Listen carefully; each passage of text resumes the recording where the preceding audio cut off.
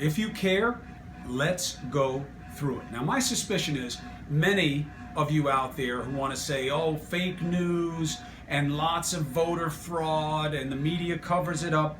My feeling is that's what you want to believe. And as the old expression says, you cannot convince someone of the truth if they are convinced of believing a lie. But a lot of you, I think, are also open-minded. So for you who want to deal with this and know the truth or know how to rebut the bullshit, here it is. A little bit of truth versus a lot of bull. That is the key to a lot of this. Watch your fingers, Rose. You're right in front of the lens.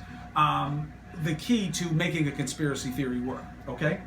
Well, but I've heard of cases of voter fraud. We hear about them all the time. That's because there are cases of voter fraud. People do things that are illegal or wrong or messed up. Our system is highly inefficient, needs to be fixed, needs to be automated. Why isn't it? Two reasons. One, it's controlled by each state, okay? So each state controls it. It's hard to have one standard. The second one is there is a lot of reason to believe that there are members of our government that don't want everyone to be able to vote easily, to be able to do it online like we can with everything else. It's not safe enough to vote online. Oh, but I can do all my banking there and all my most sensitive transactions? Well, we should have a voter ID, but you won't have motor voter, where people get to register to vote when they vote. So that's a political argument. Let's stick with the facts. You have heard of cases, 38 of them, thousands of allegations. President Bush put together a commission, 2002 to 2005. They wound up finding 38 cases. Google it yourself.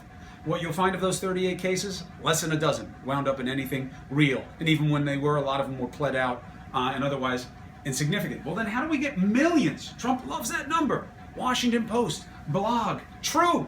He did read it or someone told him about it. It was a study. It's real. It was done by real professors from Old Dominion University. And their names are Richmond and Ernest, if you want to look it up, Richmond and Ernest. They came up and said that, in a guess, the word that they use, that they believe that a certain number of people, 14% between 2008 and 2010 of non-citizens registered to vote. They called it a guess, and it was a guess, and in fact, it was a wrong guess. How do we know? Because their study is based on data from the Cooperative Congressional Election Study. The Cooperative Congressional Election Study, CCES. Harvard guys were involved with that database. Their study, the ODU guys, Richmond and Ernest, was based on this database. The controllers of this database, the principal developer and investigator, said it is entirely due to measurement error, everything they came up with, that it is untrue. Millions of people did not vote illegally, and they will go through, and you can look it up for yourself, why there's so many reasons that it would be impossible, not impossible, but very difficult to vote illegally, and impossible to vote illegally 5, 10, 15 times, as you will read online, that people supposedly did because someone heard that that happened, or someone was told that it happened, or some investigator said that 1,000 people that I talked to all said that they're illegal and they all voted. Well, nobody else seems to know it, and that guy, who says that, never communicated it to anybody else, and it was never acted on because it's never been captured anywhere. So they say that million's totally bogus. Well, why else does it exist? Well, you had Pew. Trump looked at them also and said 24 million dead or invalid registrations. Can you believe that all these people voted?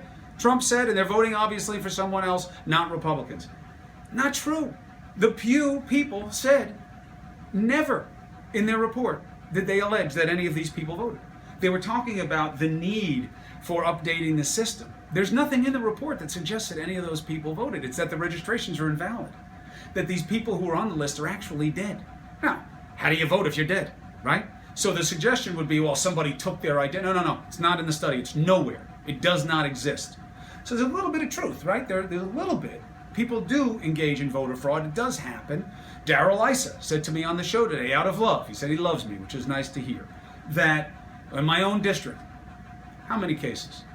Well, in Ohio, 1 case. Does it happen? Yes. Should it be fixed? Absolutely. Is our system inefficient at best, antiquated, and reckless at worst? Yes. Deal with that. Don't deal with it because millions of people voted illegally. The irony that Donald Trump, the president-elect of the United States, wants to say there is no need for a recount. There is no real fraud. This is bogus. We had a good election. We have a new president, but Millions of people voted illegally, and if they hadn't, I would have won by even more. Those two things don't go together logically, and they fight fact, those two statements, okay? Now, but I heard about South Carolina, 2012. There are all these cases, 953 bogus ballots. That was the allegation. How many did they come up with? 10 of them were insufficient information. Those are the maybes. Maybe they would have been able to do something with those cases of 953. You didn't hear that part of it. Why? Because it doesn't suit the agenda of making you feel that there's something against you in the system. The system's screwed up. The system has problems. No question about it. Anything that man touches is going to be flawed. But this, no basis. And how do we know? Loyola study. The professor there, Justin Levitt, 31 out of 1 billion votes that he looked at with his team of researchers there at that school from 2000 through 2014. 1 billion votes were cast during that time. They found 31 legit cases that needed to be looked into from general, primary, special, and municipal elections from 2000 through 2014. All right?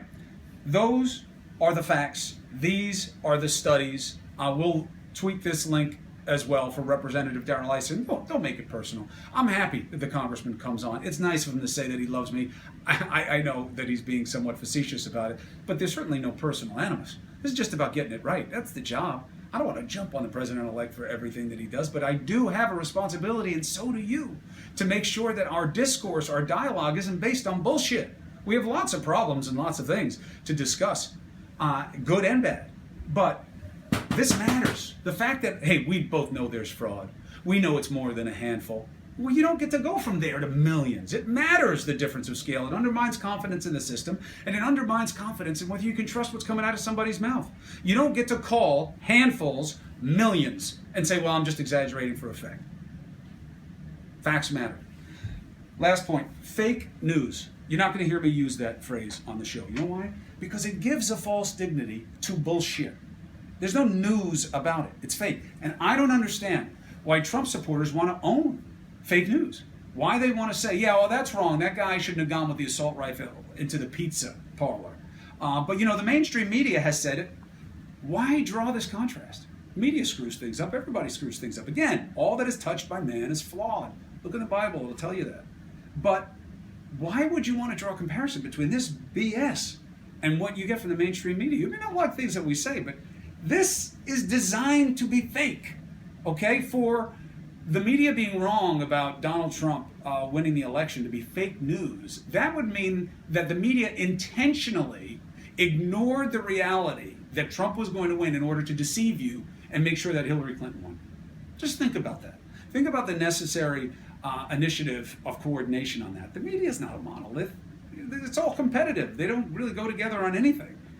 But the notion, were they wrong? Of course they were wrong. Polls were wrong, period. Why? Because there was a populist sentiment where people weren't getting picked up in polls, partly because of the sample, partly because of interest in answering pollsters' questions, that belied a reality of populist movement through cultural identity issues that we're having in this country, that we're seeing all over Europe as well. It's real. And I said, and Allison said, and people said on New Day for months that Democrats were making a mistake dismissing the emotion and the realities that Donald Trump had tapped into. So, fake news. There's no news in it. It's just fake. It's BS. Do not consider it real. Second source things for yourself. Google things for yourself. The idea that millions voted illegal and the notion that it must be true unless I can prove it is not true, that defies logic, and it's just BS.